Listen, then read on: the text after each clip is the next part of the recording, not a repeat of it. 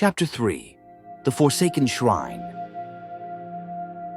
I glanced down at the printed copy of the silk manuscript, then back at my uncle. His expression was dead serious. I frowned. Come on, uncle. You're telling me you can see a map hidden in all that tiny script? Uncle Jake was practically vibrating with excitement. He muttered to himself, barely able to contain his enthusiasm. Where the hell did they get something this valuable? And why haven't I ever stumbled on a score like this? These guys clearly don't know what they've got. We can beat them to the punch, grab this treasure before they even figure out where to start digging. I sighed. Maybe I'm just an idiot, but I don't see a damn thing. You're saying this whole thing is a coded map? Uncle Jake gave me a smug look. Of course you don't get it. This is Zihua, word painting. The whole thing is a written description of a site formatted in a way that can be reconstructed into an actual map. Most people wouldn't have a clue how to read it. Hell, there are probably fewer than 10 people alive who can decipher something like this. My uncle had a particular talent. He was obsessed with obscure and ancient scripts. The more obscure, the more he wanted to master them. He'd studied everything from Xixia tomb inscriptions to early Jurchen pictograms, picking apart forgotten codes that even most historians wouldn't bother with. So it wasn't that surprising that he could read this. What was surprising was how fired up he was. Uncle Jake wasn't exactly the adventurous type. He was a man who enjoyed comfort. The kind of guy who could spend weeks on end in a smoky back room playing poker, drinking whiskey, and making shady deals without ever breaking a sweat. He was not the kind of guy who went digging in the dirt himself. I gave him a skeptical look. So, what's it say? Go left, then turn right, look for a big tree, turn again, find a well, climb down it. That sort of thing. Uncle Jake let out a long, suffering sigh. Jesus, kid, you're a disappointment. This family's gonna die out with you. I laughed. Not my fault. My dad never taught me this stuff. It's not like I was born knowing how to read ancient grave-robbing blueprints. He clicked his tongue and said, Look, these things follow a very specific format. If you know how to reconstruct it properly, what you end up with is a detailed map, probably down to the exact number of bricks used in the damn tomb walls. That got my attention. I'd never been allowed to follow my family into the field before. I'd spent my whole life stuck behind a desk, dealing with collectors and smugglers, never getting my hands dirty. But this was an opportunity, a real one. I leaned in. Okay, so any idea whose tomb this is? Someone important? Uncle Jake flashed a grin.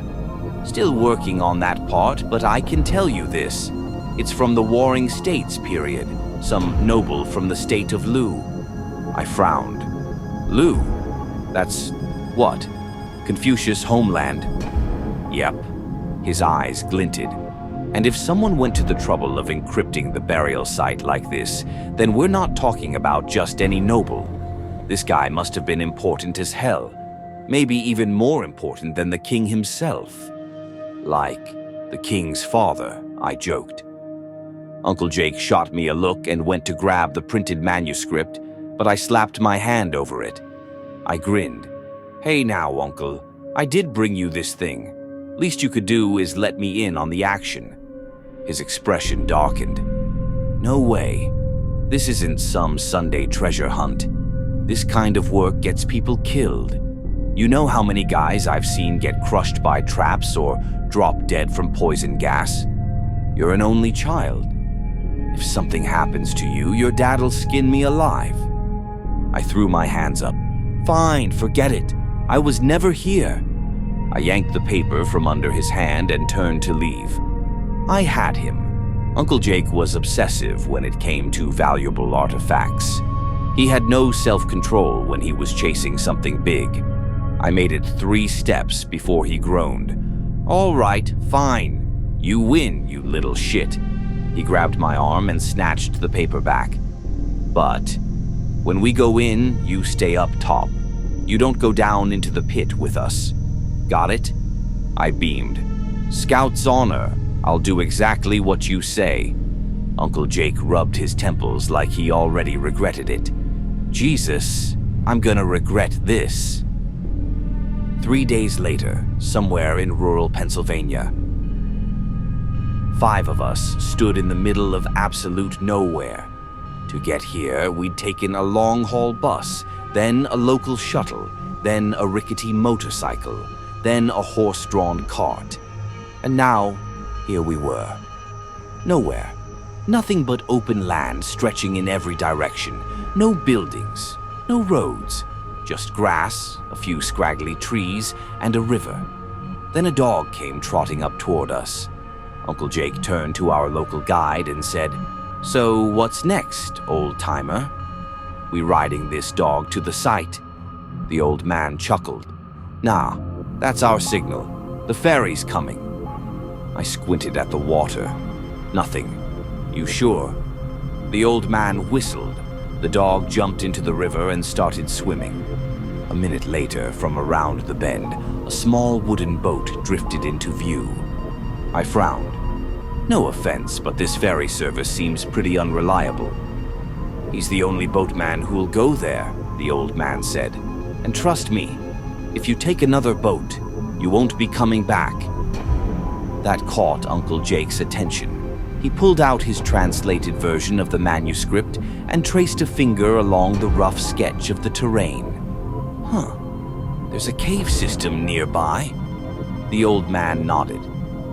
"Legend says the river used to be a trade route, but the cave swallowed up anyone who entered it. That boatman's great-grandfather was the first person to ever come out of that cave alive." Uncle Jake's face darkened. "A cave that eats people, huh? People say there was a serpent spirit inside," the old man mused. "Devoured anyone who entered." I snorted. "And I'm guessing the boatman's grandpa just happened to survive." The old man smiled.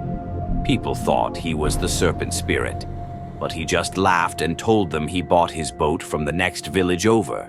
Still, years later, some folks tried to explore the cave. None of them ever came out."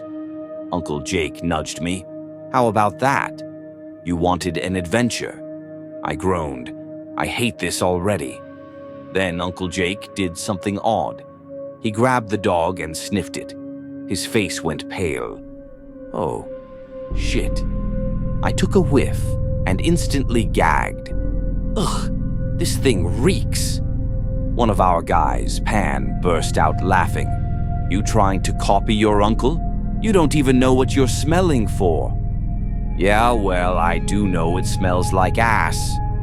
Uncle Jake, still pale, muttered, "That's because it's been eating dead bodies." A shiver ran down my spine. Pan's face hardened. He shot a glance at another one of our guys, the quiet one. The guy who hadn't said a word since we'd left.